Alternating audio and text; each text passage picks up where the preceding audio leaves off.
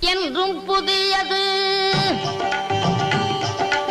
பாடலென்றும் புதியது, பொருள் நிறைந்த பாடலென்றும் புதியது. முருகா உன்னை பாடும் பொருள் நிறைந்த பாடலென்றும் புதியது. முருகா உன்னை பாடும் பொருள் நிறைந்த பாடலென்றும் புதியது.